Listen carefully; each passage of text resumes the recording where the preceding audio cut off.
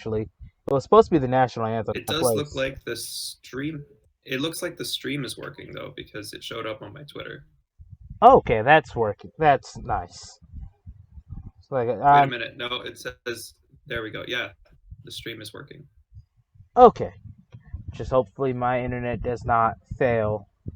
Oh, and the national anthem did play. Yay! It did play. Yay, that worked. I've spent so much time on that intro. But anyway, guys, welcome to Legion's Musing. Um, Today we're just a podcast, episode one. We're still working on it, but we'll get better as we go along. Anyway, first story today. Breaking. Kyle Rittenhouse finally released on 2 million cash bond. Praise the Lord. Although there's no reason it should have been 2 million. That's It ridiculous. should not have been 2 million. Yeah. What the hell is he gonna? Where the hell is he gonna go? Right now he's probably going to have to stay in Illinois because let's face it, Yeah. they keep overshooting where he lives at in Illinois. So therefore, if he stays home, he's probably safe because Yeah. everybody's going to take the exaggerations and go to Illinois like 40 minutes to an hour outside of Kenosha, which is far So on far out where he lives. yesterday, one of the first pictures from when he finally got home showed him wearing a Black Rifle Coffee T-shirt, and then Black Rifle Coffee was getting a lot of hate because some leftists thought that they were sponsored, some garbage like that. But then the guy, one of the guys in charge of Black Rifle Coffee, came out and said, "No, we don't sponsor Kyle. We're not related with him. We didn't send him free anything or whatever, and we don't." Basically, trying to distance themselves from this person, from Kyle Rittenhouse, and make it so it doesn't seem like they support him in any way or even ideologically. So I thought that was kind of a cowardly move on the part of Black Rifle Coffee, because Black Rifle Coffee always stands for the Constitution, and they're for veterans as well, and Second Amendment rights. So I was really odd to see that coming from Black Rifle Coffee. Basically, they got upset because they didn't want to sponsor somebody who actually did use the Second Amendment to defend themselves. Right. And it really shows that when a lot of people it really shows that when it comes down to it, people don't want to say they support you when it's needed. Who's got who's got that thing going in the background? Oh, that was me. Hold on. I think that. Okay. Hold on. Okay. Thanks. All right, we're back. But it really shows that when it comes down to it, even companies that should be on, even people that want to be on your side, don't want to support you when you really need it, and they don't want to stand up for what's intentionally right or what's supposed to be what they stand for. Right. Yeah. Because here goes the picture. Actually, I'm about to pull up the picture right now. See, there goes the picture for everybody looking at the screen. That was it. That's him and his lawyers, I think. I think that's the My Pillow guy. Well, one is the actor Ricky Schroeder. Yeah, I don't know. So possibly, but yeah, it's still just terrible happening to this kid. The fact that because nobody wants to do anything about this commie, he was forced to do something, and brings us to our next article: Kyle Rittenhouse on Kenosha shootings. I don't regret it. I don't blame him. He did what he had to do. If he didn't do what he did, he wouldn't be here today. So yeah. And in fact, actually, it goes a quote from there. It goes a quote. I was going to a place where people had guns, and God forbid somebody brought a gun to me and tried to shoot me. Rittenhouse said, so I wanted to be protected, and I ended up having to protect myself, which is true. Someone did bring a gun on him several times throughout that night. He had to shoot somebody who had a gun, who pulled a gun on him. Gage Grosskreutz.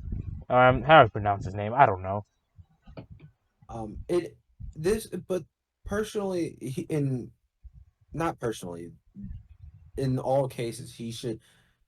he should not. He should never say that he doesn't regret it. And I think personally that this stance of him is it's something that people can actually rally around. He's standing his ground, um, and he's not saying like he's saying that they were coming after him, and had he I not shot them, I would be dead.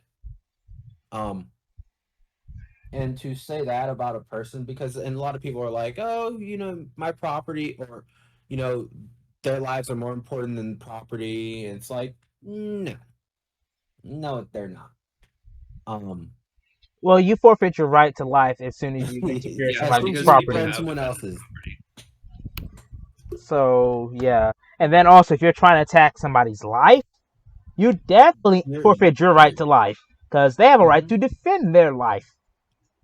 So and and well, he wanted to defend his life because they made it clear it was either him or them. And well, let's put Kyle says, "No, he I came don't to regret bat, it. I felt I had to protect myself. I feel like I would have died if I didn't." Said Rittenhouse. and So he very well would have died. Wherever he was beforehand, because he was running to the police line, yeah, wherever the heck he was beforehand. Had he been anywhere, like had he not had that gun, he probably would be dead. yeah. I mean, let's see. The pedo would have probably snapped his neck or done something to him. Let's say he got dispatched the pedophile. Okay, then he still had to deal with the mob when he got hit with the skateboard, and then with Gage pulling that Glock on him. So yeah, What else are you supposed to do? shoot. he actually had no other options. And Well, he Having did have watched this one video option. multiple times, he had no other options besides dying. Yeah, well, right, Um, he could sacrifice himself, in which case he would be dead, and many people would be sad. And People now would be he's sad. protected himself, but now he has the mob coming after him and a activist prosecutor coming after him. So Mhm. yeah. But Yeah, very I biased prosecutor. oh yeah, as prosecutor by. In fact, and also the media gaslighting is just it's Oh just yeah, it's shocking big time. how bad it is. Because I'm just looking at people just online saying the fact that he shouldn't have been that he was the instigator to the fight. In fact, they said that if he had not been making fun of Rosenbaum, Rosenbaum would not have came after him. Yes, because you were talking about somebody, that gives that person the right to come and chase you to, down. to right, these are the type of people that we have to that are everywhere. They think that because they don't understand how real consequences work. They think that just because I say something, or I'm different than you, then I can um then you can come and just and shoot me, and and kill me for a difference in opinion. Yeah. Although I can say one thing that's kind of interesting. They like just in their defense, and they're trying to defend the pedophile. They completely ignore the fact that one, he raped 5 little boys, and two, he was you know, just spamming the N it's not word. important. Well, Just small details. he was also spamming the N word, and he's white. Details. So a white person, Also at a Black Lives Matter rally. yeah. So It shows the hypocrisy of it all. It's just ridiculous. These Well, people have no consistency. well, we're they do past have the one point of pointing out consistency. their hypocrisy, though. They don't care At about this point, hypocrisy. They only care whatever they find the mean. At this point, their ends justify any means. So that's be hypocrites. So be it. If they have to use the criminals to kind of trap people like Kyle Rittenhouse, so be it. Because let's face it, if the Yeah, communists actually won and took over, would Rosenbaum live any longer? Would any of the people Kyle shot be alive if the communists took over? they probably wouldn't. They probably end up dead too. Yeah, because let's yeah. face it, The they thing don't is, need those around. the commies, they come after us first, and then they purge their own. Yeah. So we already know the economy's playbook because there's only so many ways you can go about it. So yeah, we're already at that point to where we know what's going to happen. We're going to have to prep for a war because it looks like Trump. It does not look good, which takes us to our next article because Kyle is actually. The BLM and Antifa had set upon the town. They called it peaceful protest as they burned shit to the ground. A young man watching slapped his mag and chambered his first round. They ain't gonna loot no more.